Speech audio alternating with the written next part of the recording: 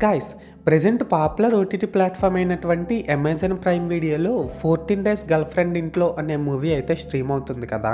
అయితే నేను ఆ మూవీని జస్ట్ ఇప్పుడే చూడడం అయితే జరిగిందండి. సో ఈ వీడియోలో మనం ఏంటంటే అసలు ఆ మూవీ ఎలా ఉంది ఏంటి అనేది డిస్కస్ చేద్దాం, ఓకేనా. అయితే ఇక్కడ ఫస్ట్ ఆఫ్ ఆల్ ఈ మూవీలో స్పాయిలర్స్ లేకుండా బేసిక్గా స్టోరీ లైన్ ఏంటంటే గైస్, మన హీరో హర్ష ఏమో తన గర్ల్ ఫ్రెండ్ అహానా వాళ్ళ ఇంటికి వెళ్ళి కొన్ని రీజన్స్ వల్ల ఆ ఇంట్లో 14 డేస్ ఇరుక్కుపోతాడన్నమాట.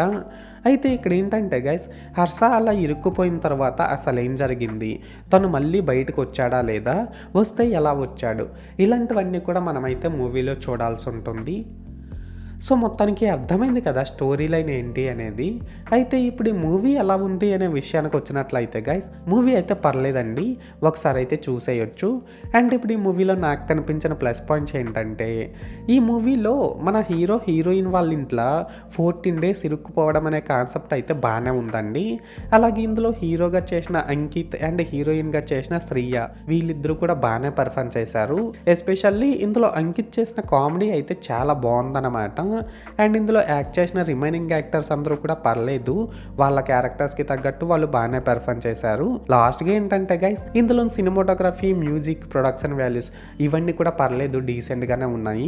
అండ్ ఇందులో అడల్ట్ కంటెంట్ కూడా ఏం లేదు కాబట్టి దీన్ని ఫ్యామిలీతో కూడా ఫ్రీగానే వాచ్ చేసేయచ్చు అన్నమాట. సో మొత్తానికి ప్లస్ పాయింట్స్ విషయానికి వచ్చినట్లయితే ఇదన్నమాట మ్యాటర్. అండ్ ఇప్పుడు ఈ మూవీలో నాకు కనిపించిన మైనస్ పాయింట్స్ ఏంటంటే గైస్, దీని డైరెక్టర్ ఎంచుకున్న పాయింట్ అయితే బాగానే ఉన్నప్పటికీ కూడా అది చిన్న పాయింట్ కావడం వల్ల మూవీ అంత ఇంట్రెస్టింగ్గా ఏం రన్ అవ్వదన్నమాట. సో దానివల్ల ఏంటంటే మూవీ రన్ టైం అయితే 1.5 అవరే అయినప్పటికీ కూడా ఏదో మనం 3 గంటల మూవీని చూస్తున్నంత లాగీ ఫీల్ అయితే మనకు కంపల్సరిగా కలుగుతుందండి. అలాగే ఇందులో లవ్ ట్రాక్ కూడా బాగా ఆర్టిఫిషియల్గా అండ్ మనం ఇంతకు ముందు చాలా మూవీస్లో చూసేసిన విధంగా రొటీన్గా ఉందన్నమాట. లాస్ట్గా ఏంటంటే గైస్, ఈ మూవీలో మన వెన్నెల కిషోర్ గారు చేసిన కామెడీ కూడా పెద్దగా వర్కౌట్ అవ్వలేదనే చెప్పాలి. సో మొత్తానికి మైనస్ పాయింట్స్ విషయానికి వచ్చినట్లయితే ఇదన్నమాట మ్యాటర్. అయితే ఇక్కడ ఓవరాల్గా ఏంటంటే గైస్, ఈ 14 డేస్ గర్ల్ ఫ్రెండ్ ఇంట్లో మూవీ బాగుందా బాగాలేదా అనేసి అంటే, నేను ముందు చెప్పినట్లు మూవీ అయితే పర్లేదండి, టైంపాస్ కోసం ఒకసారి అయితే చూసేయచ్చు. అండ్ నేను ఈ మూవీకి 5కి 2 రేటింగ్ ఇస్తున్నా. సో మీరు కూడా ఒకవేళ ముందే ఈ మూవీని చూస్తున్నట్లయితే మీరు ఈ మూవీకి ఎంత రేటింగ్ ఇస్తారో అది కామెంట్ సెక్షన్లో చెప్పేయండి, మర్చిపోకండి. This is Lokesh signing out. జై హింద్.